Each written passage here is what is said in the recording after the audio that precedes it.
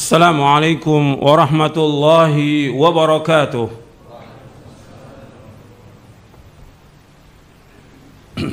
Innal hamdalillah nahmaduhu wa nasta'inuhu wa nastaghfiruh wa na'udzu billahi min shururi anfusina wa min sayyiati a'malina man yahdihillahu fala mudilla lahu wa may yudlil fala hadiya lahu. Asyhadu an la ilaha illallah wahdahu la syarika lahu wa asyhadu anna Muhammadan abduhu wa rasuluh. Ya ayyuhalladzina amanu taqullaha haqqa tuqatih wa la tamutunna illa wa antum muslimun. Ya ayyuhan nasu taqu rabbakumul ladzi khalaqakum min nafsin wahidah wa khalaqa minha zawjaha wa batha minhuma rijalan katsiran wa nisaa'a wattaqullaha alladzi tasaaluna bihi wal arham innallaha kana 'alaikum raqiba. Ya ayyuhalladzina amanu taqullaha wa qulu qawlan sadida yuslih lakum a'malakum wa yaghfir lakum dhunubakum wa man yuti'illaha wa rasulahu faqad faza fawzan 'azima. Amma ba'du fa inna asdaqal hadithi kitabullah wa khairal hadi hadi Muhammadin sallallahu alaihi wa ala alihi wa sallam wa syarrul umuri muhdatsatuha wa kullu muhdatsatin bid'ah wa kullu bid'atin dhalalah wa kullu dhalalatin finnar. Ma'asyiral muslimin rahimakumullah. Alhamdulillah, kita bersyukur kepada Allah Subhanahu wa taala atas segala nikmat yang Allah karuniakan kepada kita, dan nikmat yang Allah karuniakan kepada kita sangat banyak dan tidak akan dapat kita hitung. Ma'asyiral muslimin, sidang Jumat yang dimuliakan oleh Allah Taala, saya akan sampaikan dalam khutbah ini beberapa prinsip dalam hidup kita. Yang pertama, bahwasanya Allah Subhanahu wa taala menciptakan kita untuk ibadah kepada Allah Subhanahu wa taala. Allah berfirman, "Wa ma khalaqtul jinna wal insa illa liya'budun." Tidak aku ciptakan jin dan manusia melainkan untuk beribadah kepadaku. Artinya, pokok tujuan Allah menciptakan makhluk ini, jin dan manusia, agar semuanya beribadah kepada Allah.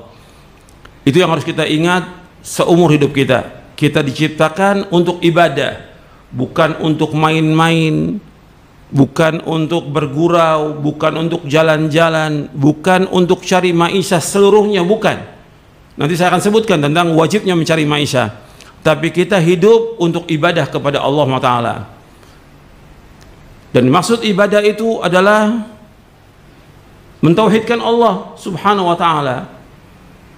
Dan Allah Ta'ala ketika menyebutkan tentang Allah menciptakan makhluk ini untuk ibadah, Allah juga menjamin mereka dengan rezeki. Maka di ayat lanjutannya di surah Az-Zariyat di ayat 56, 57, 58, "Wa ma khalaqtul jinna wal insa illa liya'budun ma uridu minhum min rizqi wa ma uridu ay yut'imun innallaha war-razzaqu dzul quwwatil matin." Tidak aku ciptakan jin dan manusia melainkan untuk beribadah kepadaku. Aku enggak minta rezeki dari mereka, dan aku enggak minta makan dari mereka. Tapi Allah lah yang terus-menerus memberikan rezeki, dan Allah yang maha kuat dan Allah yang maha kokoh. Artinya Allah ketika memerintahkan hambanya untuk ibadah kepada Allah, Allah memberikan sarana dan memberikan rezeki kepada mereka. Ini yang pertama, kita untuk ibadah. Yang kedua, bahwa Allah memerintahkan kita untuk ibadah, tentunya Allah juga Subhanahu wa taala mengutus para rasul dan menurunkan kitab-kitab untuk menjelaskan kepada manusia bagaimana beribadah kepada Allah. Allah mengutus para rasul, maka tidak ada satupun umat melainkan mesti ada rasulnya. Wa im min ummatin illa khala fiha nadhir. Tidak ada satupun umat melainkan ada pengancamnya. Walikulli ummatin rasul. Dalam ayat yang lain Allah sebutkan setiap umat mesti ada rasulnya. Artinya Allah sudah utus para rasul untuk menjelaskan bagaimana beribadah kepada Allah. Dan Allah turunkan kitab-kitabnya untuk menjelaskan bagaimana beribadah kepada Allah. Jelas Allah menciptakan, Allah jelaskan dengan jelas bagaimana ibadah kepada Allah, bagaimana mentauhidkan Allah, menjauhkan syirik, bagaimana kita beribadah dengan benar yang Allah redhoi kita dunia dan akhirat. Allah jelaskan lengkap semuanya dari lisannya para rasul dan juga dari kitab-kitab yang mulia. Yang ketiga, karena Allah sudah jelaskan demikian, maka kewajiban kita sebagai seorang muslim, kewajiban kita untuk menuntut ilmu. Belajar, belajar, belajar. Bagaimana kita beribadah kepada Allah. Karena itu Nabi Muhammad SAW bersabda, talabul ilmi faridatun ala kulli muslimin. Menuntut ilmu itu wajib atas setiap muslim. Kalau disebutkan setiap muslim, semua wajib untuk ilmu.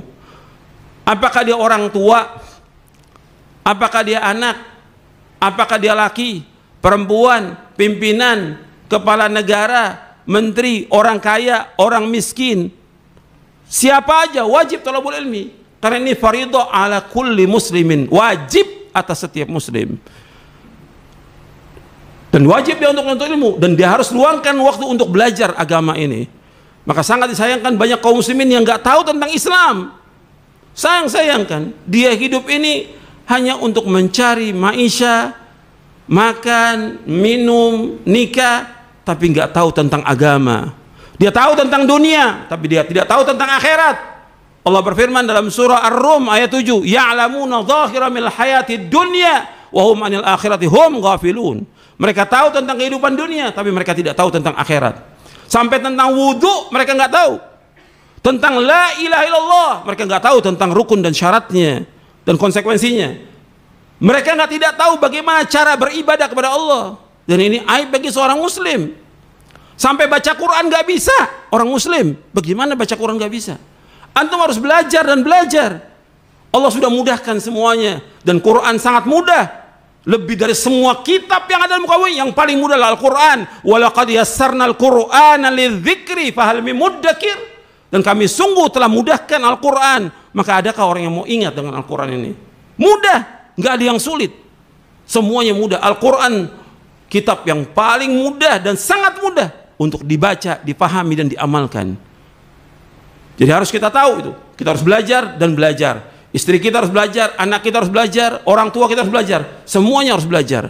Karena itulah yang diperintahkan oleh Allah dalam Al-Quran, dan itulah yang diperintahkan oleh Rasulullah SAW. Kemudian yang keempat, Allah Subhanahu wa Ta'ala menyuruh kita, Allah menciptakan kita untuk ibadah. Allah juga menyuruh kita untuk mencari maisha. Perhatikan, Allah menyuruh kita untuk ibadah, Allah juga menyuruh kita untuk mencari maisha. Karena makhluk ini nggak boleh dia bergantung pada orang lain, nggak boleh. Dia harus mencari nafkah untuk menopang hidupnya, dan dia wajib untuk ibadah kepada Allah SWT. Dan Allah tidak zalim. Dan Allah Subhanahu wa Ta'ala menyebutkan dalam berapa ayat, seperti Allah sebutkan di dalam surah Al-Mulk. Allah menyebutkan famshu fi manakibiha wa kulu min rizqih. Hendaklah kalian berjalan di muka bumi ini dan carilah rezeki Allah. Disuruh berjalan ke muka bumi dan cari rezeki Allah. Kemudian juga Allah sebutkan dalam surah Al-Jumu'ah, fa idza qudiyatis salatu fantashiru fil ard wabtaghu min fadlillah wadhkurullaha katsiran la'allakum tuflihun. Di dalam surah Al-Jumu'ah di ayat 10 Allah menyebutkan, apabila kalian telah selesai sholat Jumat, maka bertebaran di muka bumi, cari maisha, cari karunia Allah, dan banyaklah kalian mengingat Allah agar kalian menjadi orang yang sukses dan beruntung. Disuruh kita cari maisha, tapi ingat di situ, jangan lupa untuk berzikir kepada Allah. Cari maisha, tetap ingat sholat yang 5 waktu. Cari maisha, tetap kewajiban-kewajiban yang Allah wajibkan tetap dilaksanakan. Ingat dan berzikir terus kepada Allah Taala agar kalian menjadi orang yang beruntung. Dan maisha Allah sudah berikan kepada semua manusia. Artinya setiap anak lahir membawa rezeki. Cuma tetap mereka harus usaha untuk mencari rezeki. Kalau ketika dia masih kecil, ya orang tuanya yang wajib menanggung dia mencari nafkah. Tapi ketika dia sudah dewasa, dia wajib mencari nafkah. Dan Allah sudah berikan jalan untuk rezeki itu. Dan harus kita ingat, rezeki sudah dibagi oleh Allah SWT. Nggak boleh kita dengki, nggak boleh kita iri. Sudah dibagi semua rezeki itu. Nggak boleh kita iri, nggak boleh kita dengki kepada orang. Dan yang harus kita ingat lagi, bahwasanya rezeki kita tidak akan dimakan oleh orang lain. Rezeki kita tidak akan dimakan oleh orang lain. Karena itulah jatah rezeki kita. Tapi kita disuruh oleh Allah SWT untuk mencari rezeki itu, dan jangan sampai melalaikan kita dari mengingat Allah. Harus kita berusaha untuk ibadah, karena hidup kita untuk ibadah. Rezeki tetap wajib kita cari, dan pasti Allah memberikan rezeki. Semakin kita dekat dengan Allah dalam ibadah, semakin dimudahkan rezeki itu oleh Allah Ta'ala. Tentu banyak Allah sebutkan, dan Nabi juga menyebutkan yang demikian. Saya ambil contoh satu. Ketika Allah Subhanahu wa Ta'ala memerintahkan kita untuk sholat kepada diri kita, istri kita, anak kita, Allah menyebutkan apa? Allah menyebutkan tentang rezeki. Allah berfirman dalam surah Thaha di ayat 132, wa'mur ahlaka bis salati wastabir 'alaiha la nas'aluka rizqa nahnu narzuquk wal 'aqibatu littaqwa. Perintahkan keluarga kamu untuk sholat, perintahkan mereka, dan sabarlah. Jadi suruh tuh anak-anak suruh sholat, wajib. 7 tahun suruh sholat. Kalau 10 tahun dia nggak sholat, dipukul. Yang menyuruh Nabi Muhammad SAW, pukul anak itu. Kalau umur 10 tahun nggak sholat, pukul. Dan laki-laki harus ke masjid. Kalau sudah 7 tahun, 10 tahun, suruh ke masjid mereka. Allah menyebutkan, suruhlah anak kamu sholat, keluarga kamu sholat, istri anak kamu sholat. Kata Allah apa? Kami nggak minta rezeki, dan sabarlah. Ketika nyuruh itu sabar. Kami nggak minta rezeki kepada kalian, dan kami akan berikan rezeki kepada kalian. Dan akibat yang baik bagi orang yang takwa. Akibat yang baik bagi orang takwa. Tapi yang harus kita ingat, soal mencari nafkah wajib, karena itu yang diperintahkan oleh Allah dalam Al-Quran, yang diperintahkan oleh Rasulullah SAW. Jadi ketika kita diwajibkan untuk mencari nafkah, kita wajib cari nafkah. Selama antum mencari maisha dan antum bertakwa kepada Allah, pasti dibukakan rezeki itu oleh Allah. Allah berfirman dalam surah At-Talaq, wa may yattaqillaha yaj'al lahu makhraja wa yarzuqhu min haitsu la yahtasib. Barang siapa yang bertakwa kepada Allah, dibukakan oleh Allah jalan keluar dari semua masalah atau kesulitan, dan diberikan rezeki dari arah yang dia tidak duga-duga. Kemudian Nabi juga bersabda SAW berkaitan dengan masalah ini ibadah. Nabi bersabda, Allah Subhanahu wa Ta'ala berfirman, kalau hadis yang seperti namanya hadis qudsi, Allah berfirman, ya bani Adam, tafarraq li ibadati amla sadraka ginan wa asudda faqrak wa illam taf'al mala'tu yadayka syugla wa lam asudda faqrak. Hadis ini sahih, diriwayatkan oleh Imam Ahmad, Tirmidzi, Ibnu Majah, dan yang lainnya.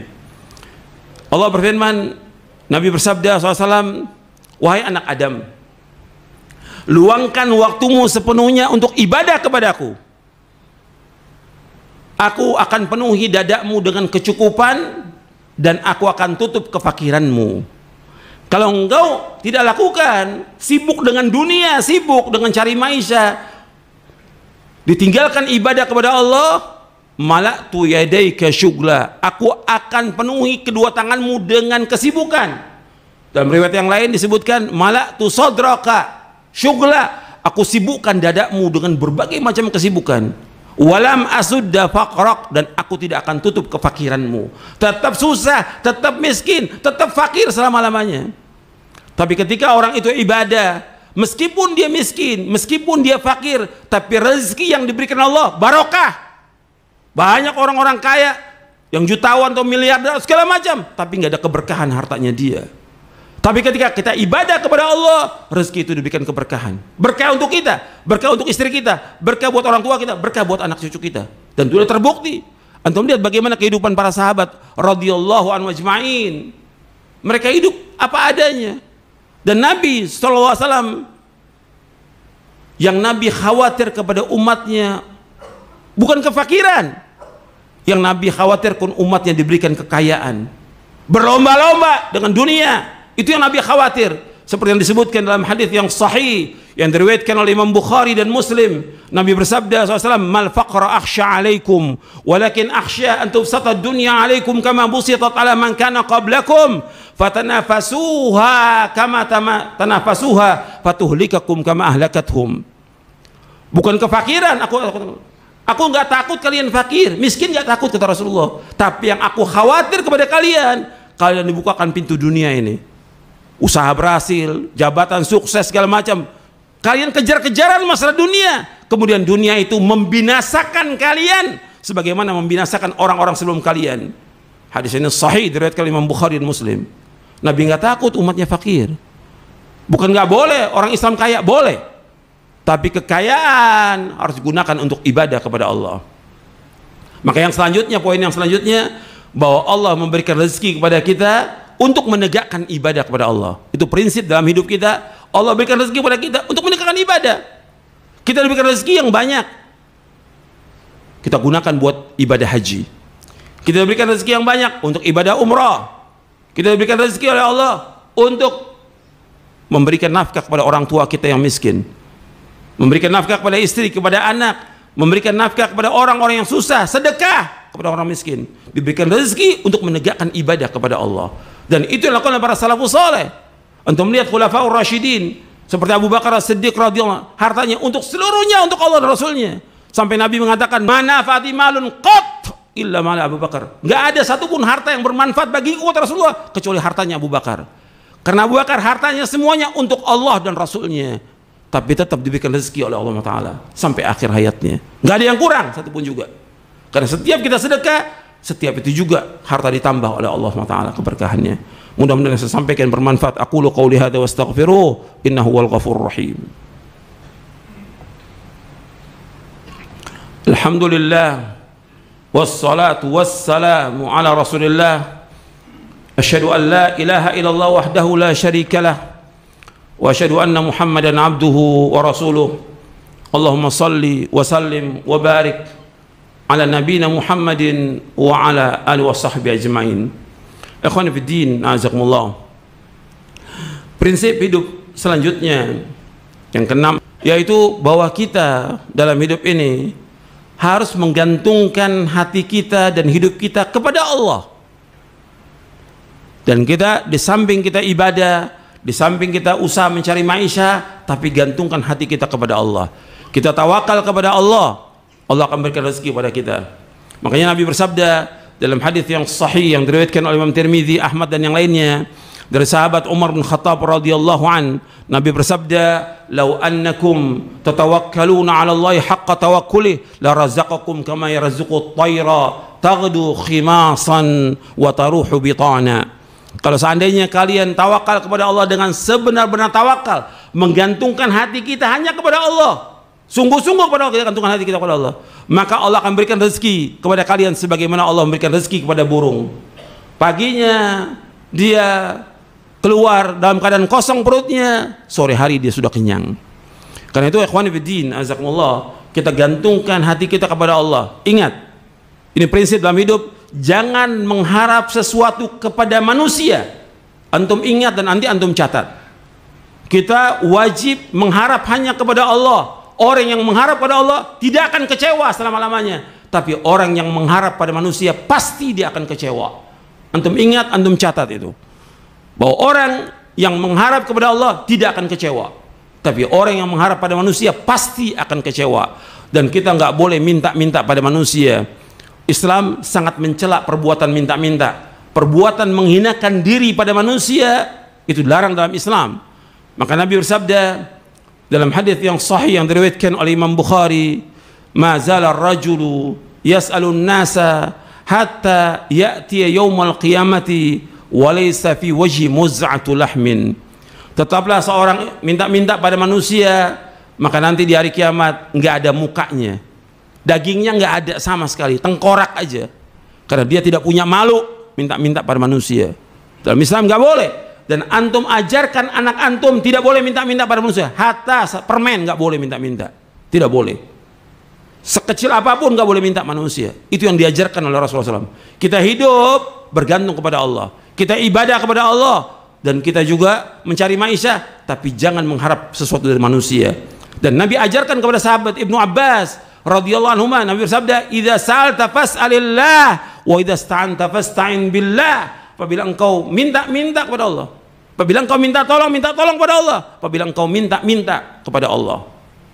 Jadi idza sa'alta fas'alillah, apabila engkau minta, minta kepada Allah. Wa idza sta'anta fasta'in, apabila engkau minta tolong, minta tolong kepada Allah. Dan itu ayat Al-Qur'an, iyyaka na'budu wa iyyaka nasta'in. Hanya kepada engkau ya Allah kami minta beribadah, dan hanya kepada engkau ya Allah kami minta tolong. Jangan mengharap dari manusia, jangan. Selama kita masih bisa mengeluarkan rezeki dari kita jangan mengharap dari orang, jangan minta pada orang, jangan berharap sesuatu pun dari manusia, jangan. Itu prinsip dalam hidup yang harus kita ingat dan tanamkan kepada istri kita, anak kita. Jangan mengharap sesuatu pada manusia, mengharap hanya kepada Allah yang punya kekayaan, semuanya langit bumi milik Allah. Kalau ada orang kaya dekat kita, atau yang ngaji sama kita, atau murid kita orang kaya, jangan mengharap. Hatta dia hartanya banyak, triliunan, tetap yang memberikan rezeki Allah SWT. Mengharapnya kepada Allah yang memberikan rezeki pada mereka, jangan mengharap pada manusia. Itu prinsip dalam hidup. Kita akan jadi orang yang paling kaya di muka bumi ini. Wa'as bima fi aidina takun ghaniyya. Kata Nabi SAW, hendaklah kamu putus asa dengan apa yang di tangan manusia, kamu jadi orang yang paling kaya di muka bumi ini.